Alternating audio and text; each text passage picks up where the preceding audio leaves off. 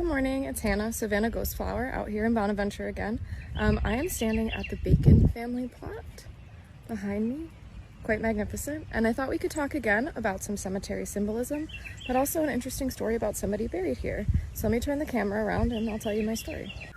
This is one of the Bacon family plots in Bonaventure. What you're going to see in the middle is a monument done using classical revival style architecture. They're wanting to emulate the great civilizations of history like the Greeks and the Romans, and also let you know that this family is cultured and educated. There are many full columns that can be indicative of strength, being seen as pillars of the community. A full column means a full long life, and a grouping of them as opposed to a single column can signify multiple family members. Then you're going to see an urn in the middle, and it might remind you altogether of a Greek temple, but urns are purely symbolic in Bonaventure during the Victorian era. Cremation was not widely accepted, and there's no cremains inside. They are symbolic of eternal life, and the idea that our bodies will return to dust, but that our souls are eternal.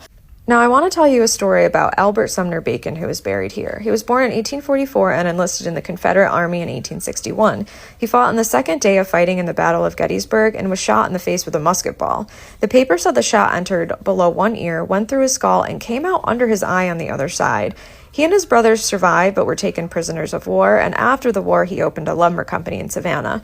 Now, I've read some sources claiming that Albert was the model for the war-torn soldier on top of the Civil War monument in Forsyth Park, and I've also read compelling sources that say the man funding the statue did not like the photos of Albert and, quote, wanted a soldier and not some dude, and asked another Confederate veteran in Savannah named Hamilton Branch to step in. I've yet to find a photo of Albert, but the ones I've seen of Hamilton make me lean towards it. It really does look like him. I just can't say, but I can't imagine anyone looking more battle-worn than a man who survived being shot through the face at Gettysburg.